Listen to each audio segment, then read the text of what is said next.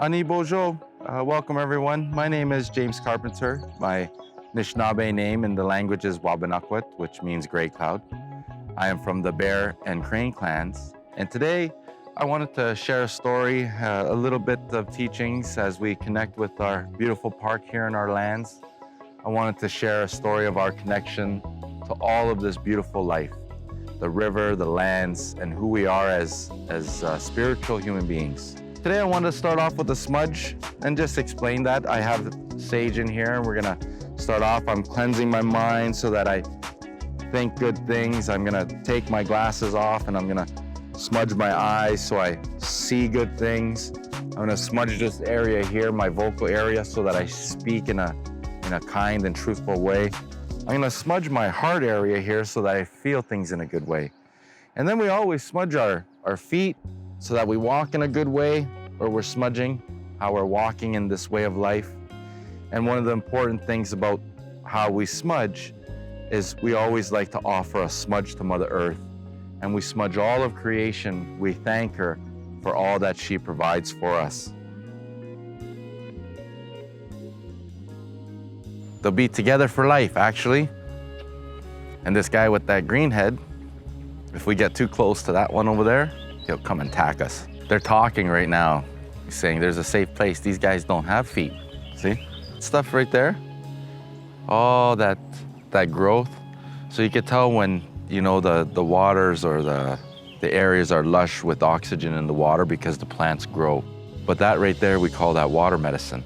Funny thing is it grows in the water like this, and that medicine, see that little fuzzy stuff up there that's growing?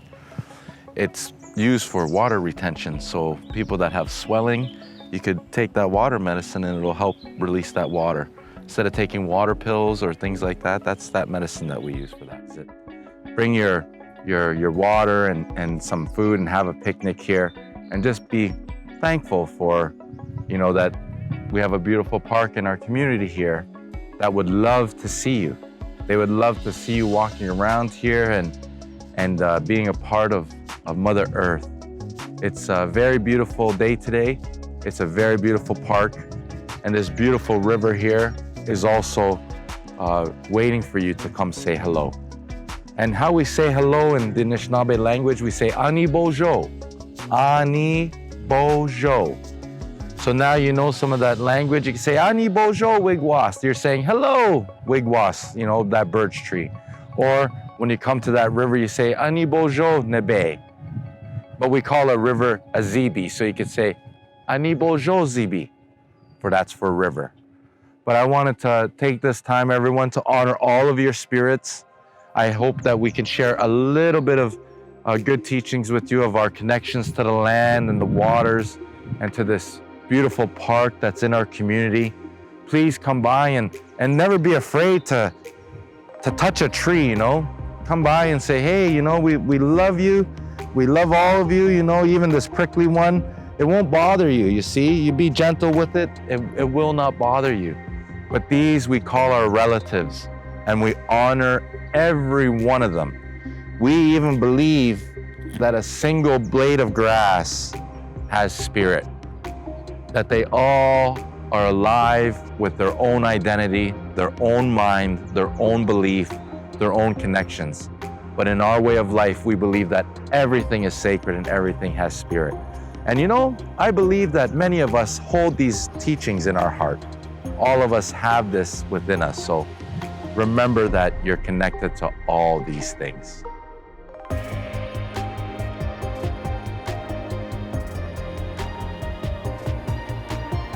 This goes all the way to Lake Ontario, this wonderful river. Now this river also has been redirected and moved around, but this river was 3 times the size of this. And you could see just in the tree lines on that, see where that river is 100 years ago? It would have been up that high, would have been up this much, right? So it would have been a fast flowing river, which means it would have had a lot of fish in it, which means it would have had a lot of sustenance, a lot of life. And every place there's a flat place. Like if we walk up the river and we go around this bush here and that bush there, 100% we would find artifacts of old villages of people traveling up the river. So right now, literally, we're walking up an old path, an old walkway or a wayfinding way of finding our communities. Every water source, every river that's in Ontario is a path. So we literally can probably walk all the way up to Angus, Ontario, where this river connects with some smaller rivers with the creeks. But this beautiful water, you know where this water comes from? Because of the watershed, it comes from Lake Huron, Georgian Bay, Lake Simcoe. They have these waterways that come down, but mostly from Georgian Bay, that water, that beautiful water. Very, very cool. Now, a lot of people say, oh, that water's polluted, you know, it doesn't look that clean. If you go in there and we splash it, it'll be very clean. Lots of salmon, lots of rainbow trout in the rivers, but we missed the spawning. I was hoping we might be able to come in the spring because I was gonna show you how we used to catch fish. But I would stand in that river and just wait. You could catch them with your hands, if you wanted to. But that's when we'd have a bunch of people in the river, we'd stand there like that.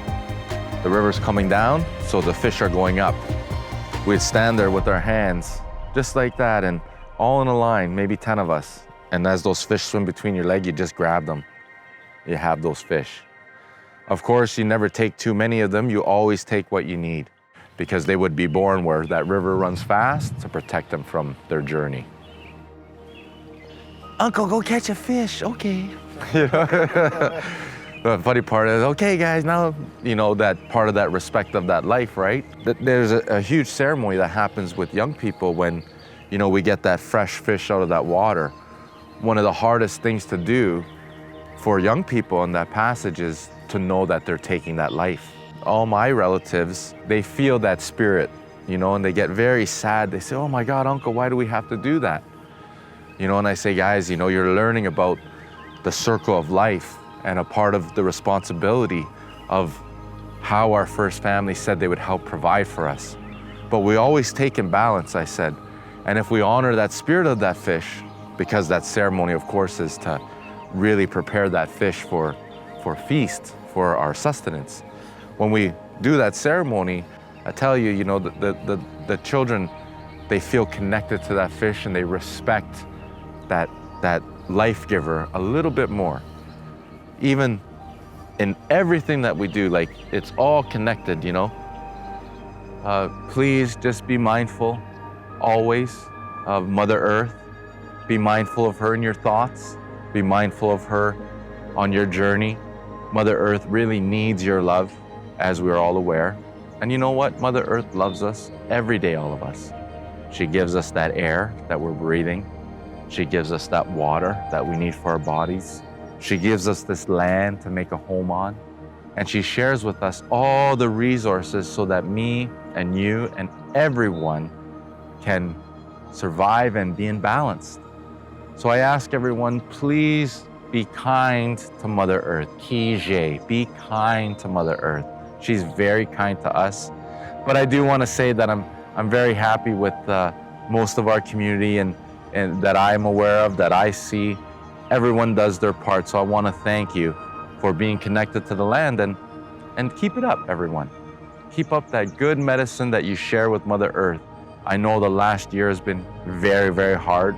It's been hard to feel that we can go outside in a safe way. It feels that sometimes we have to stay inside. But out here in Mother Nature, there's lots of room. There's lots of room for you to come out with your family. Please come out and nurture the park. She wants to hear the children laughing. She wants to hear you walking with your friends. She wants to hear you saying, you know, even though there is a sickness in the world, that we are trying to take care of each other. She wants us to be happy and healthy. And Mother Earth will help us to heal Mother Earth. So come out to the park, walk around, please have a picnic in the park, be connected to the lands. She really would love to see you.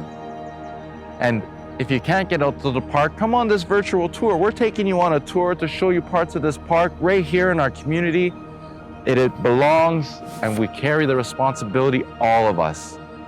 Every one of us that live in this beautiful neighborhood, we have access to come here and be connected to Mother Earth.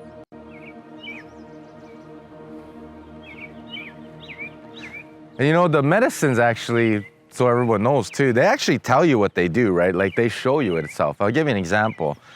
All in Ontario, there is what we call wild rose, right?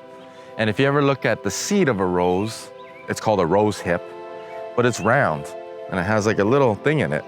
But if you were to look at it just in person, it looks like your eye. It looks like an eyeball. And we use that medicines to help your eyes, help with glaucoma, help with cataracts, you know, and how you might prepare that medicine. People are like, oh, how do you make the medicine? Well, you do like an eye drop. Boil up the medicine, extract the medicine from that rose hip, get a little cloth or a piece of leather, dip it in there, and then you got your eye drips. Old school eye drips, the old school Visine, or clear eyes, we call it. When I'm out with my family and when we're more in the bush and we have a water source nearby, we used to all do this where we would grab these trees and try them. You know, try the leaves, our family. And I heard that from a medicine person that came from way over in Swahili territory in Africa a long time ago. So you should try them, you know, when we're just learning growing up. And so I really tried that, Like I've tried these trees and these plants. But I really suggest people, you know, if they got, you know, water and they could clean it off, to give her a try, because you'd be surprised at the amazing taste of creation, Of course, we have this beautiful medicine that's growing on this side here. But we've always used this red willow as mind medicine or to help with inflammation of the brain. And the plants always tell a story, Like old knowledge, family knowledge. Everyone's knowledge used to be of, you know, the plants, and everyone used to have it. Every family used to have it. But like we have like even all this plantain that's just here everywhere, right? This plantain grows absolutely all over Ontario.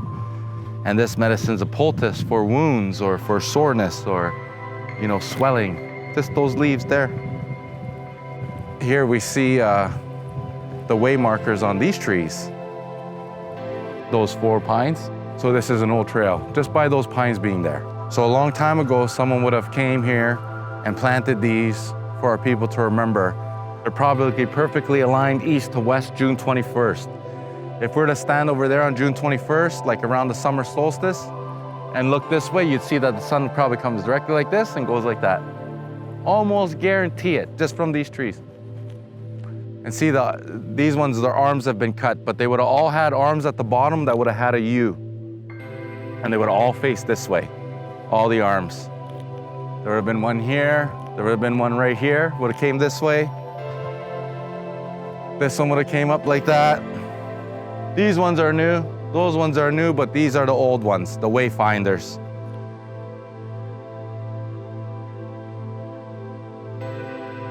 Today, I want to share a story with everyone about one of our very sacred helpers for the people of this land, our relatives, our ancestors.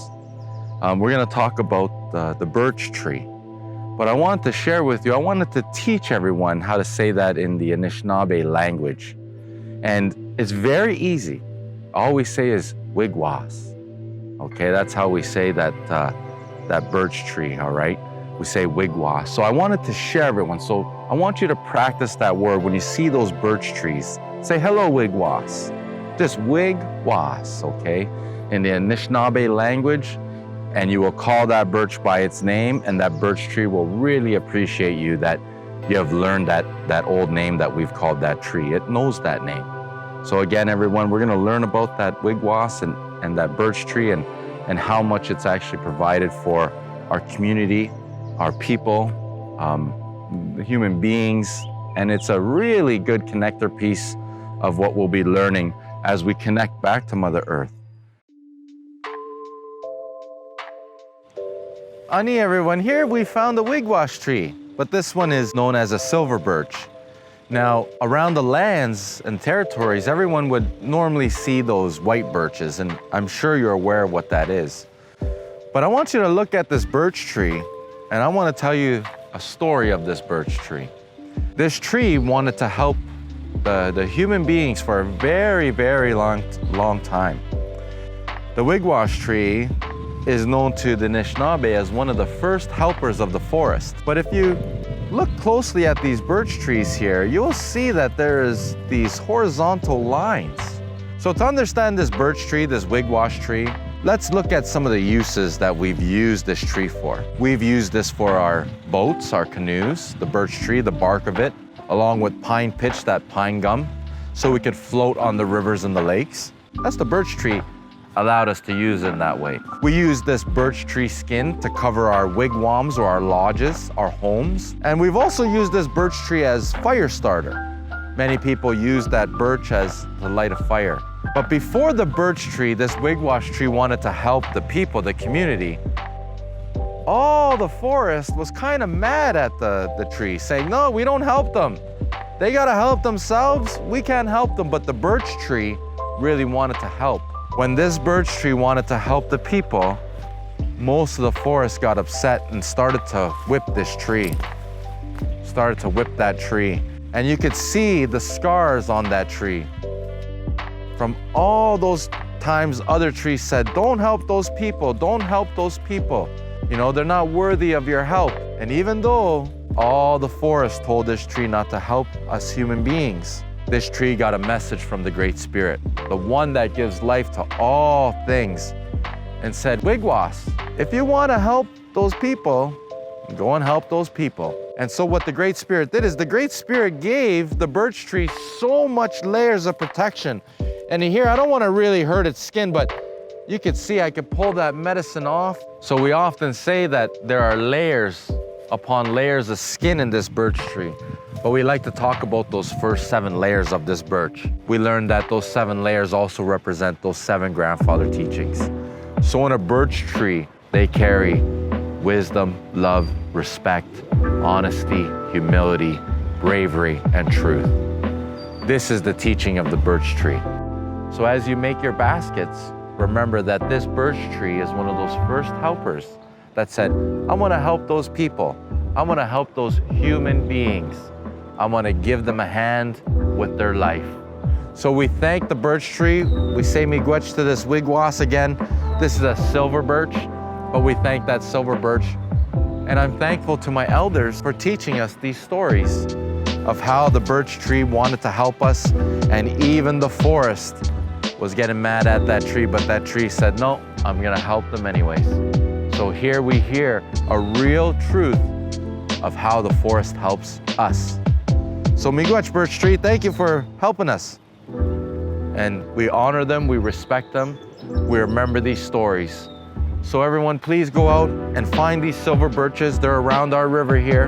You might find a white birch, but find these silver birches, touch it, and please give it a thank you for our ancestors, because this tree has helped us survive here in North America for a very long time. So we thank you, birch tree. One of our most prized helpers is this birch. Miigwech. We want to see our families and community back out here in this park. I am very blessed today. I've seen lots of community members walking in the park, smiling, just enjoying being outside in Mother Nature, being outside with our first family. So everyone, if there is something that I wanted to share from my heart, from my spirit, is always remember Mother Earth when you're outside, because she wants us to be and remember her and be a part of her. So I say miigwech, which is just thank you in the Anishinaabe language. I say miigwech for taking that time to be a part of Mother Earth with us for a moment. But again, I encourage you, come out to the park, take a stroll, look at some of the trees, touch the trees, you know, maybe put your hands in the water. And if it's a really hot day, I highly suggest going in that water. Okay, that water is running, it's clean, it's clear. But take your shoes off and wade in and walk across that water. You know, you'd be surprised that we have water right here and I don't see no one walking in it, okay?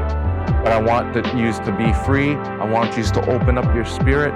You know, me and my family, every chance we get, we're in that water, shoes, socks, it doesn't matter.